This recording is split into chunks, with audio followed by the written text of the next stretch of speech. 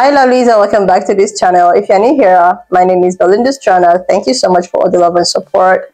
Don't forget to please subscribe to this channel, turn on notifications so that anytime I upload a video, you'll be the first person to be notified. And to my returning subscribers, to those people that share my videos, leave commentaries, and also educate each and every one of us, you guys are the real MVP. Alright lovelies, let's dive into today's video. So lovelies, I came across this video on my For You page on TikTok, and I thought to share with you guys where a lot of particular people and as well as other people are actually reacting to the fact that if these undocumented immigrants should be sent back to their various destinations, what really happens, what will happen to the farm and farm owners. And I was able to put up some stitches of people reacting to this and giving what is actually going to happen. I'm just going to roll the clip as well as the stitches I was able to put together. Please leave me your own thought in the comment section of what you think of this video, and please do not forget that we do not support any form of bullying and harassment. Alright lovelies, let's dive into it. 44% of farm workers in the United States today do not have green cards and are working illegally. More than 50% of the farm workers in New York State are working illegally. United States farms contribute over $1 trillion to the U.S. economy. You want to know the fastest way to a recession and everybody eating canned tuna and Chips Ahoy cookies? Deport all the undocumented immigrants, including half the farm workers in the United States. You know, I tend to think the same thing too, like, they're not gonna do such a thing. They can't. They need them here. So it's kind of like, this is just a way to try and get the masses riled to get votes. But you know what? No. You gotta stop and think.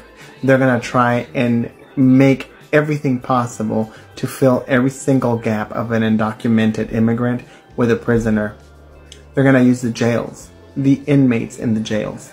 That's what's gonna be getting them. Because they're sentenced, and their sentence is going to be to work for free. Because I don't even think they'll get paid. And if they do, it'll be change on the dollar, basically. But they will not. So they're going to get free labor out of people that will be forced to actually work as their prison sentence. And we better watch out, because any minimal crime will probably get you in there to get work for free. Think about that. Prisoners. That's the answer to get rid of the illegal migrant farmers. Prisoners. Back on the plantation, mother. Why do you think Louisiana got rid of parole? You got to do your time. All you get is good days. No parole in Louisiana. Why do you think mandatory minimums were sentenced so long ago? We keep on talking about this system and racist white folks planning 20, 30 years ahead. This is it. This is it. Prisoners are already on plantations. If you know, you know. I've known a brother, they used to call him Sammy the Bull, White Lock soldier, right? Passed away. They say when he came home, he was small, and he was, because he stopped eating meat because they had him in a meat processing plant, and he understood what the food went through before it got to the plate, so he just shut it down and stopped eating meat. That's what I heard from more than a few folks, right? So we're already there on the plantation. It's going to be bigger as soon as they start rounding all these brown folks up, 50% who voted for Trump. They're y'all relatives, and they're just going to slowly slide the prisoners, making a slave wage into those positions. It'll take time. Food prices are going to be crazy. But that's the plan. That's the plan. Pay attention. Tell me how mass deportations are a good idea. So my graduate degree was in criminal justice and public policy, and I did my postgrad in Homeland Security. And this is just a hypothesis, but I don't think that they're going to do mass deportations. I think that they're going to do mass convict leasing. Handling the Republican or MAGA disdain for Hispanic people, for immigrants in general, for the working class in general, handling them through the criminal justice system is just plain and simple going to be a lot more profitable than trying to mass deport. already as it is, prison slavery is legal and about a $10 billion industry every year. Processing people through the criminal justice system, we already have an infrastructure for that. It doesn't really matter that they're citizens or not, so when they scoop up people, they won't really have to verify citizenship. But, you know, you can charge people who aren't citizens with a crime. But they can simply convict lease them out to these same corporations, but instead of paying them whatever little money or under the table money that they're paying them now, and people paying taxes on that payroll for people, you know, who are have work permits or whatever. Instead of paying them at all, they'll pay them pennies a day, essentially. They'll make out contracts with the state, and that'll just be a transaction between the state and these corporations for workers. And the industry that will prop up around that will be incredibly lucrative. Those contracts, you know, if they build more private prisons to warehouse, like more facilities to warehouse these new convict workers overnight, those will be incredibly lucrative development contracts to private prisons. You saw the spike in private prison stock market activity this week, and you know, I think that that's probably a solid indicator of the actual strategy here. And there's so many benefits and not a lot of drawbacks if you're the state there. So not only do they get incredibly cheap workers, but prison gerrymandering exists, where they use the population of people that are being held in prison to bolster their representation. It's a boon to local economies, right? They'll roll in, they'll say, hey, it's jobs for the people that support the prisons, right? Like, you know, corrections teams, but also all the companies that supply material to those prisons. So Procter & Gamble, for example, has a lot of prison contracts for like soap and laundry detergent and things like that. Like, it's a profitable industry all over the place, not just what's super visible about that. They get to appear tough on crime. They still get the vengeance aspect that MAGA is looking for, right? They're still delivering that. They're still delivering, you know, the agony or the people behind bars, just like they would with deportation, but they get all the economic benefits to their local economies, to these pet contracts that are going to be handed out to, you know, donors and friendly entities, and these corporations are essentially going to get slaves, right? Because, again, constitutionally, slavery is still legal if convicted for a crime. So they don't have to worry about paying workers. They don't have to worry about their supply of workers. They don't have to worry about worker safety. They don't have to worry about human resources. They don't have to worry about, you know, not that the government ever goes after employers that much, but they don't have to worry about any kind of raids for not having their paperwork in order. No, they will just deal directly with the state. They'll get workers.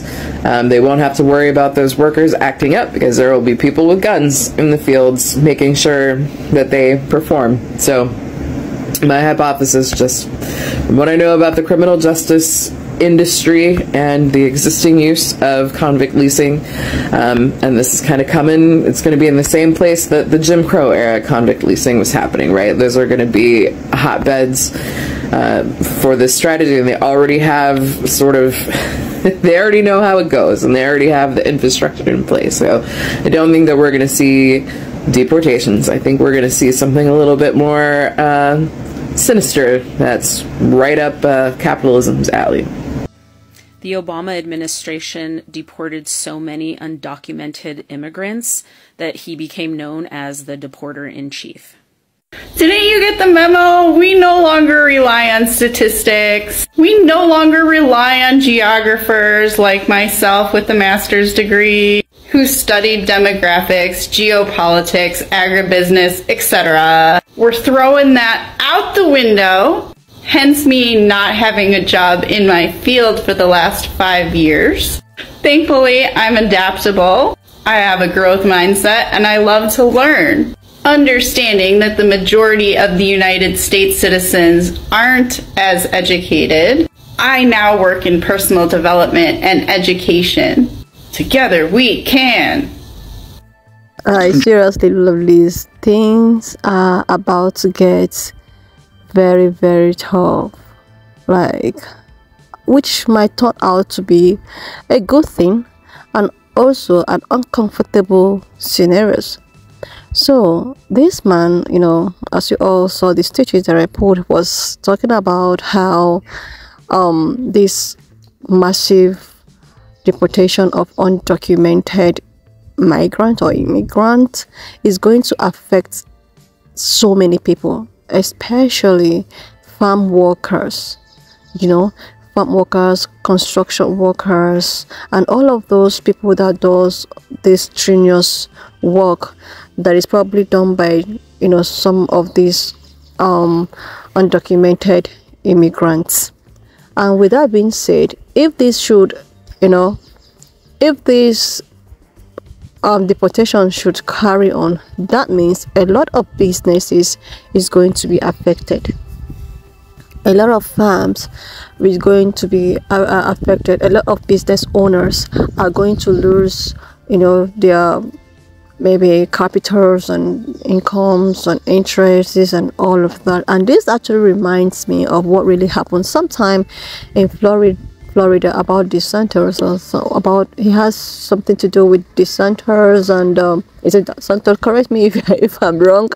With the undocumented immigrant that's made so many construction workers to get deported or something, which leads to a lot of businesses shutting down, because most of these pan-colored people, or most of maybe other people, do not want to do such jobs or can't engage themselves in such jobs.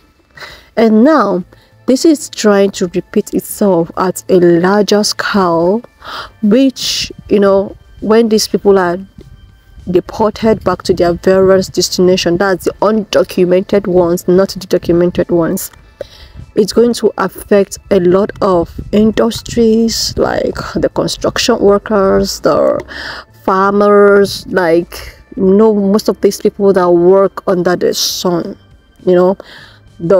just many of these jobs that is being done by undocumented people, let's just use that words. And now this man is bringing people's attention to it, especially if you're in the categories of people that owns these farms, or and now the stitches that I stitched is just making the things, like making everything make sense. And it's as if this thing has been the plan for a very long time. So it is said that there are a lot of people in jail that must have been convicted or jailed for doing all sort of things, committing any sort of crime, and probably you are in jail. And now it's as if the plan, nobody knows, but this is just what I think I got from most of the stitches. That means those people that have committed crimes, which probably landed them in jail, even the ones that didn't commit crimes, which was lied against and all of that, probably end up in jail serving their term. That means they will use all those ones to actually do the jobs that is meant for these undocumented people, which probably will be the farm, the construction companies, and these guys will not be paid a kobo. Like, they won't be paid any cent. They will be paid for the jobs, because they will be working for free. They are serving their time and they will be working for free. They will be paid for the jobs, and they will be used to do all of those jobs that is meant for undocumented people and all of that. And what is this giving? What is this giving?